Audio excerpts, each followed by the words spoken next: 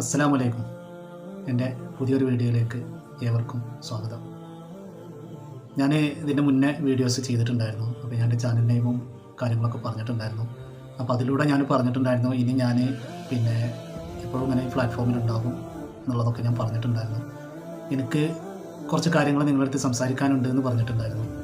അപ്പോൾ ഞാനിപ്പോൾ വന്നിട്ടുള്ളത് ഫുള്ളായിട്ട് പറയണമെന്നുണ്ടെങ്കിൽ ഒരുപാട് പറയാനുണ്ട്. പക്ഷെ ഞാനതൊന്നുമില്ലാതെ ഞാൻ ചുരുക്കി പറയാം. എൻ്റെ പേര് നാസർ. ഞാൻ വിളയൂർ പഞ്ചായത്തിൽ, പാലക്കാട് ഡിസ്ട്രിക്റ്റിൽ വിളയൂർ പഞ്ചായത്തിലെ 5ാം വാർഡിലാണ് ഞാൻ താമസിക്കുന്നത്. എൻ്റെ കുടുംബം എന്ന് പറയുന്നത് ഞാനും എൻ്റെ 3 പെങ്ങന്മാരുള്ള ചെറിയൊരു കുടുംബമാണ്. എൻ്റെ ഉപ്പ, ഉമ്മ, 3 പെങ്ങന്മാരുള്ള അവർക്കുള്ള ഏക ഒരു ആൺതരി എന്നുള്ള പദവി ഉണ്ടായിരുന്നത്. അതിൽ ഉപ്പ, ഉമ്മ മരണപ്പെട്ട് എൻ്റെ കല്യാണം കഴിഞ്ഞ് 3 മാസം കഴിഞ്ഞ പാടന്നെ എൻ്റെ ഉമ്മ മരണപ്പെട്ടത്. വർഷങ്ങൾ കഴിഞ്ഞിട്ടാണ് എൻ്റെ ഉപ്പ മരണപ്പെട്ടത്. എൻ്റെ ഉപ്പ വേറെ കല്യാണം കഴിച്ചിരുന്നു. ഇപ്പോൾ എനിക്ക് ഹയാത്തിൽ 2 പെങ്ങന്മാർ മാത്രമേ ഉള്ളൂ. രണ്ടാമത്തെ പെങ്ങൾ മരണപ്പെട്ടു. അപ്പോൾ ഞാൻ എന്നെക്കുറിച്ചുള്ള ചെറിയൊരു വിവരണം തന്നതാണ്.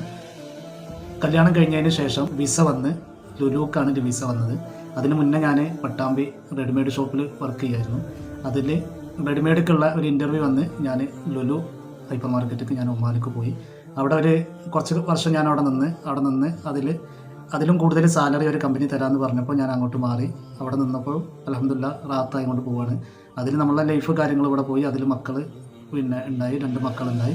അതിൽ നമുക്ക് എന്താണ് ഗൾഫ് എന്ന് പറയുന്നത് നമുക്ക് ഒരു ശാശ്വതമല്ല. നമുക്ക് നാടാണ് ഏറ്റവും സെക്യൂർ എന്നുള്ളതും നമുക്ക് നമ്മളെ ഭാര്യയുടെയും മക്കളുടെയും കൂടെ നിൽക്കുക എന്നുള്ള ഒരു ഉദ്ദേശമൊക്കെ വന്നിട്ട് കാരണം ഗൾഫ് അവിടെ അവസാനിപ്പിച്ച് ഞാനിങ്ങോട്ട് പോന്നു. നാട്ടിൽ തന്നെയായിരുന്നു.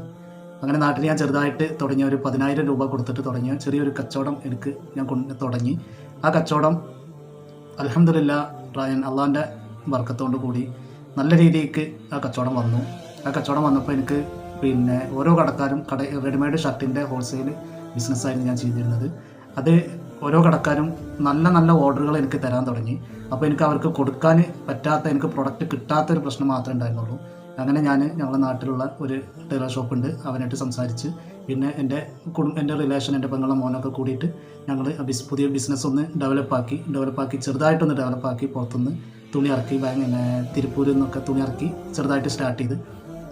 അപ്പോഴും അൽഹംദുലില്ലാഹ് ബിസിനസ് നല്ല രീതിക്ക് തന്നെ പൊങ്ങി വന്ന് അങ്ങനെ ആ ബിസിനസ് എന്തായി, ഒന്ന് വളർന്ന് വലുതായി.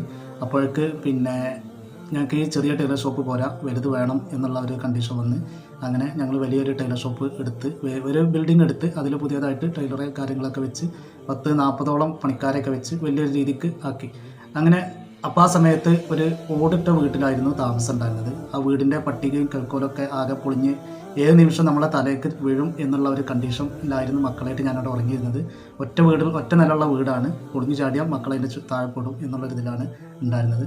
അപ്പോൾ നമുക്ക് എന്തായാലും ഈ വീട് ഇന്നല്ലെങ്കിൽ നാളെ പൊളിച്ച് മാറ്റണം എന്നുള്ള ഒരു കണ്ടീഷൻ വന്നിരുന്നു. അപ്പോൾ ഞാൻ എന്ത് ചെയ്തു, എൻ്റെ ആധാരം പണയപ്പെടുത്തിക്കൊണ്ട് ഹൗസിംഗ് ലോണ് ഞാൻ എടുത്തു.